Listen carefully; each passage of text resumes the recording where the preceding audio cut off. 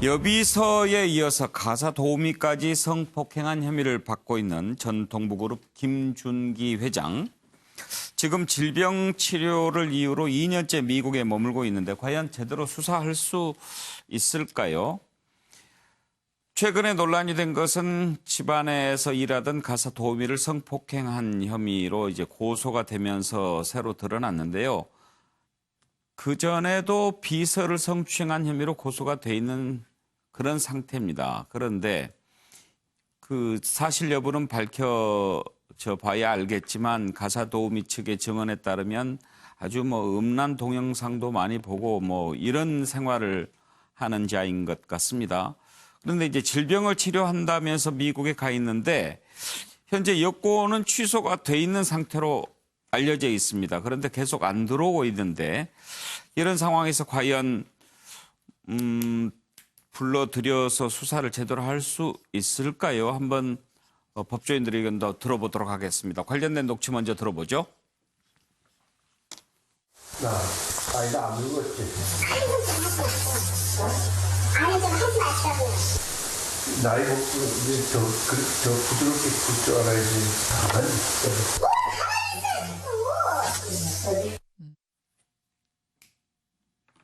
그러시느냐고 그래 나왔더니 자꾸 내 옆에 앉아보라 그러더라고요.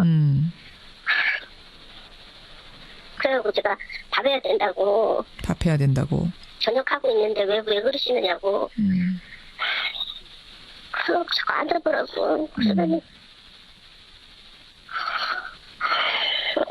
근데 안 안고 들지를 못해요. 그 사람 말을 거절을 못하거든요. 평상시에도 집이 분위기가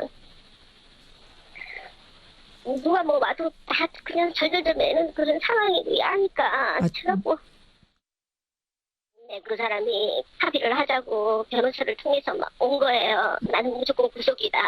돈도 필요 없고. 돈도 필요 없고. 예. 합의라는 없다. 그런 사람들 잘 봐주니까 또 약하게 어떻게 해갖고 또 나오게 하겠죠. 그러니까 또 이렇게라도 하고 나면 좀 덜하지 않을까 이런 생각도 들고 그랬어요. 이렇게 해야 그 사람들 가진 자들이 빠져나올 길 없을 거다라는 생각에 용기를 내셨다는 이 말씀을. 그래도 빠져나오겠죠 뭐.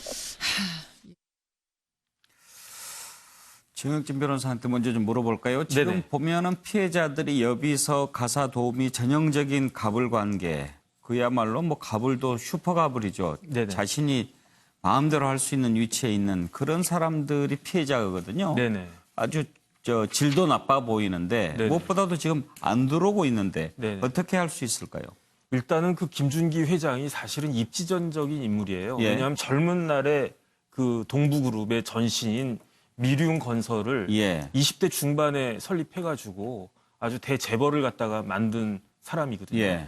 그런데 그런 분이 이런 행위를 했다라고 하는 게 더군다나 이제 나이가 70이 넘지 않았습니까? 그런데 지금 인터폴을 적색 수배가 되어 있다라고 하는데 많은 사람들이 인터폴을 아주 국제적인 그런 기구로 생각을 하지만 인터폴은 사실은 정식 국제 기구는 아니고요. 각국 경찰 간의 이제 정보 공유를 위한 협력체에 불과해요. 근데 어쨌든 적색 수배가 되면 근데 적색 수배 대상이 무시무시합니다. 살인, 강도, 강간, 아니면 조폭, 아니면은 경제사범 중에서 5억 이상 이런 경우에만 적색 수배가 내려지는데 그런데 우리나라를 대표하는 재벌 회장이 이렇게 적색 수배가 됐다는 것 자체가 참 아이러니하고 좀 부끄럽다 이런 생각이 드는데 만약에 이렇게 신병이 확보가 된 경우에는 수배한 국가로 경찰끼리 협조를 해가지고 경찰 압송이 될 수가 있는데 이렇게 신병이 확보가 될 수 있을까 하는 생각이 들고 그다음에 사실은 범죄인 인도 조약이 있어요. 근데 우리나라도 당연히 미국하고 범죄인 인도 조약이 되어 있는데 원래 자국민을 갖다가 인도하지는 않게끔 원칙적으로 되어 있거든요. 그런데 미국 입장에서 보면 김준기 회장이 미국 사람은 아니니까 그러니까 한국으로 송환될 가능성은 상당히 있지 않을까 싶습니다. 노영희 변호사. 지금 이제 사건이 먼저 일어난 게 그 가사 도우미에 대한 성폭행, 성추행 사건이 있었고요. 그리고 난 다음에 그분이 그만두고 난 다음에 2017년도에 비서 성추행 사건이 이제 났습니다. 그래서 김준기 씨가 출국을 합니다. 아프다라는 이유로. 지금 두 사건 전부 다 해결이 안 되고 기소 중지가 되어 있고 이제 정혁진 변호사 말하는 것처럼 지금 못 들어온 이유 중에 하나가 2018년 10월에 미국에 강제 추방 요청을 우리 검찰이 해요. 그런데 변호사가 이제 선임이 되어서 그 재판에서 나 강제 추방당하면 안 된다. 이걸 지금 계속해서 적극적으로 다투고 있다고 지금 김준기 회장이 그것 때문에 못 들어오고 있는 것이고요. 또 하나는 이제 범죄 인도 조약 같은 경우가 미국에서도 범죄가 돼야 되고 우리나라에서도 범죄가 돼야 되는데 지금 미국에서는 사실 범죄를 저지르고 있지 않고 그런 것들 때문에 계속해서 미뤄지고 있다는 겁니다. 그래서 여기에서 지금 하고 싶은 말은 지금 변호사가 그쪽에서 재판을 질질 끌면서 들어온 것 자체를 막고 있기 때문에 여건이 무효화되고 한다 하더라도 현실적으로 지금 우리 검찰에서 할 수 있는 게 그렇게 많지 않다 이겁니다. 그러면 적색수배는 지금 이 성추행이나 성폭행 관련돼서 내려진 건가요? 네, 그렇죠. 그러니까 그 사람이 사실은 이제 아프기 때문에 치료를 받아야 된다는 것 때문에 6개월씩 원래 연장을 해가지고 사실 계속 외국에 있었었는데 지금 이 문제가 터지면서 기소 중지가 됐고 우리가 이제 들어오라고 해도 결국 안 들어오니까 일단은 그 중단을 시켰어요. 수사 자체를. 그리고 난 다음에 그 공조 요청을 해가지고 그쪽에서 보내달라고 했는데 지금 그게 안 되고 있는 거죠. 지난번에 그 정유라 씨 국내 송환 사건하고 비슷하게 생각을 한번 해보시면 절차가 좀 비슷하게 맞아떨어질 겁니다. 윤기찬 변호사, 지금 가사도우미 성폭행과 관련해서는 김준기 회장 측은 합의에 의한 관계였다 이렇게 해명을 하는 것 같은데 그 지위가 좀 지위로 봤을 때 별로 그렇게 네, 그러니까 뭐 합의였다 하더라도 어쨌든 업무 고용 관계 이런 특수한 관계이기 때문에 저희가 소위 말하는 위력에 의한 간음 또는 강제추행죄도 적용될 여지가 있어요. 그래서 설령 저 김 회장의 변호가 맞다 하더라도 꼭 본인이 위험이다 이렇게 보기는 어렵고요. 현재 강제 송환이 근데 좀 문제가 있는 게 이게 적색수배는 보통 구속영장이 발부되거나 체포영장이 발부되면 수배가 됩니다. 근데 강제로 잡으러 다니질 않아요, 거기서.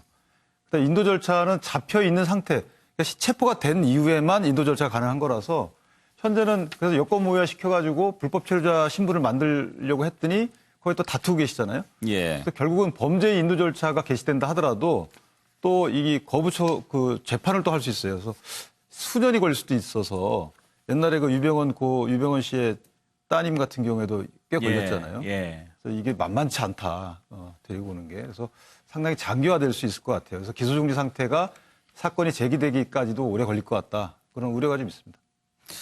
최경철 의원 어떻게 처리를 해야 될까요? 아니 이분이 뭐 질병치료 때문에 계속 미국에 있어야 된다고 말씀하신다는데 빨리 들어오면 만병통치약이 있습니다. 교도소에 딱 가시면 뭐 규칙적인 생활을 해서 당뇨도 다 고치고 그리고 무엇보다 저분은 아주 나쁜 손버릇을 갖고 있기 때문에 그 손버릇을 확 고칠 수가 있습니다. 그러니까 저분을 빨리 국내로 송환해서 엄벌에 처해야지 저러한 또 다른 피해자가 없지. 아까 저분이 계속해서 무슨 합의에 의한 관계 뭐 이런 거 얘기하지 않습니까? 성폭행의 피해자들이 인격 살인을 당한 이유가 저런 분들이 저렇게 계속 변명을 하기 때문입니다. 그러니까 우리 사회에서 저 사람 피해자가 꽃뱀 아니야? 뭐 돈 받고 그런 거 아니야? 이런 꼬리표가 계속 달고 다니는 것이 저런 식의 파렴치한 변명 때문에 그렇습니다. 빨리 귀국을 해서 처벌을 받아야지 자신의 남은 인생을 좀 더 품격 있게 마칠 수가 있을 것 같습니다. 괜찮은 처방이라고 생각하십니까? 처방 자체는 상당히 의미는 있어 보입니다만 현실적 가능성 때문에 걱정인데요.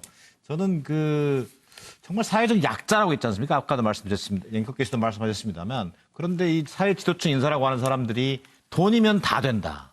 성폭행에서부터 합의, 협박까지 또 심지어는 미국으로 도망만 가면 다 되는 거예요. 저는 오히려 이런 관점에서요. 지난해 1월 사건입니다. 지난 1월에 고소고발했는데 지금 시점이면요. 국민청원하고 언론에 제보되기 전까지는 아무도 몰랐어요.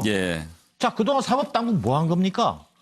물론 여러 가지 법적 절차와 미비돼 있고 또 여러 가지 애로사항이 있겠습니다만 좀 사법당국이 각성해서 뭐 여러 가지 방법을 찾아내야 될 거로 보여집니다. 범죄 인도 청구부터 시작해서 그런 부분이 그럴 때만이 사회 지도층 인사들의 범죄 행각이 어쨌든 처벌된다라고 하는 어떤 관례를 만드는 것 그 자체가 저는 중요하다고 보여집니다. 권혁기관장 의견 들어볼까요? 이제 지속되는 성폭행 시도에 이제 가사도우미께서 이제 녹음까지 해서 이제 언론에 공개를 했죠. 사회 지도층 인사의 행태라고는 도저히 이제 믿을 수 없는 악질적인 범죄였다고 생각을 합니다. 말씀하셨지만 이런 사건을 또 항의를 하니까 사과할 생각은 하지도 않고 돈으로 이제 입막음 하려까지 해서 이 모든 주장이 사실이라면 이분은 정말 인간적으로도 용서받기 어려운 그런 죄를 지신 것 같아요. 변호사님들 말씀에 따르면 미국에서 이제 강제 소환하는 절차가 녹록해 보이지는 않는 것 같습니다만 이게 이제 청와대 게시판에 청원이 되고 언론이 이렇게 대대적으로 보도가 되면서 국민들의 이분에 대한 어떤 질타와 분노가 굉장히 높아질 것 같습니다. 하여튼 할 수 있는 합법적인 모든 방법을 다 동원해서 일벌백계 하는 게 필요하다 이렇게 생각합니다. 네, 다음 이슈로 넘어가겠습니다.